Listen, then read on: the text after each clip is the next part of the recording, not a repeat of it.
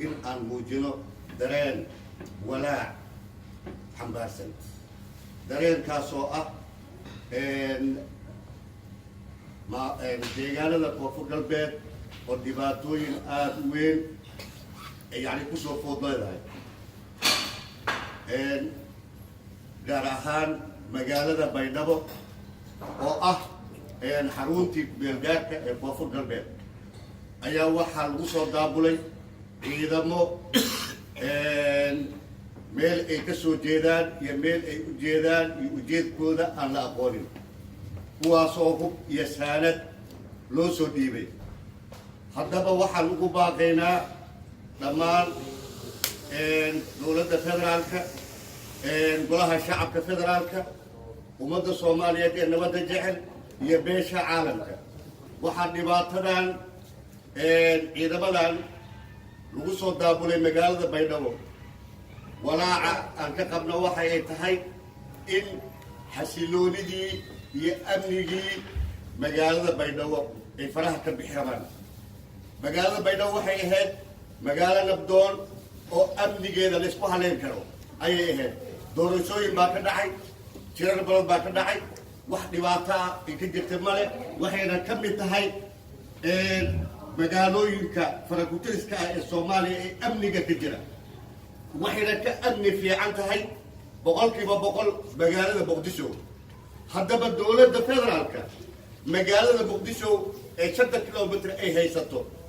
ayay amnigeeda sugi weysay ciidamada lagu soo daabulay magaalada baydhabo waxaa u baahan in lagu sugo amniga magaalada muqdisho aad ayaan naga xunnahay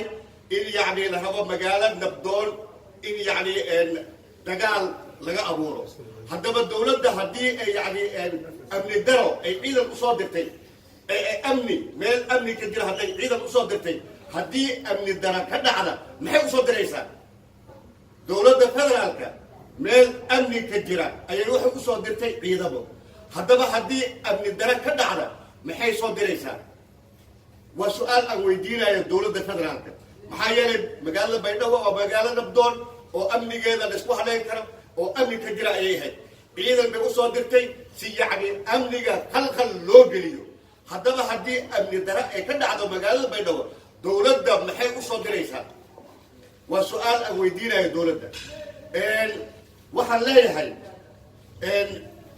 walaalaha hadlay ama maamul koonfur galbeed ha ahaadaan wasiiradii xilligooda uu gabaabsiga yahay ha ahaadaan ee koonfur galbeed ama musharixiintii hadlay ha ahaadaan waxaan leeyahay oo cambaareeyey xildhibaanada federaalka ee koonfur galbeed u masala baarlamaanka federaalka waxaan leeyahay xildhibaanada federaalka ee koonfur galbeed u masala ee baydhabo jooga waajibaadkooda dastuuriga ee waaye sababtoo ah dadkii ay matalayeen ayaa ku nool magaalada baydhabo waa deegaan doorashadii laga soo doortay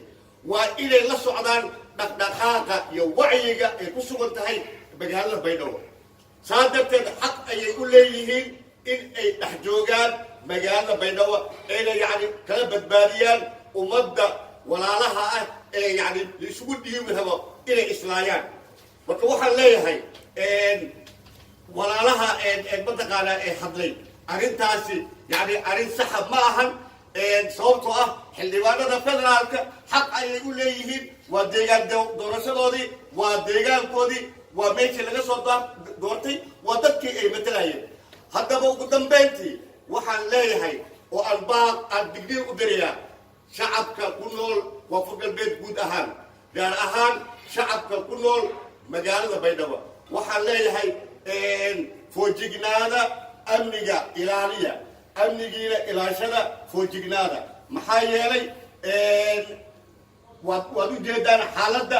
amni dara ayaa soo socota saa daraaddeed waa inaad yacni foojignaataan oo aad amnigiina ilaashataan oo aadna la shaqaysaan mataqaanaa ururada bulshada iyo hay-adaha amniga si yacni amnigiina aan qalqal loo gelin sababtoo ah waxa meesha ku baaba'ayo waa maatidi waa hooyo waa waayeel waa ciyaal waxa meesha ku baaba'aya marka waxaan leeyahay amnigiina ilaashada ugu dambayntii dowladda federaalka waxaan leeyahay maamul loo baahan yahay maamulka la sameynayo maamul ay shacabka raali ka yihiin inuu noqdo si shacabka berita ay ula shaqeeyaan balse yuusan maamulka noqonin maamul kufsada ee kursiga kufsi waa xaaraan diin muslim iyo diin gaalbo kufsiga waa xaaraan maxaa yeelay kursiga haddii juujuub lagu qaato wuxuu la micno yahay kursi la kufsaday saa darteed kursiga waa xaaraan kufsiga waa xaaraan marka waxaan leeyahay kursiga koonfur galbeed kufsi ma galo rabitaanka ummadda shacabka koonfur galbeed waa in la yeelaa rabitaan ayaa wax lagu maamuli karaa rabitaanka shacabka ha la dhegaysto hana la yeelo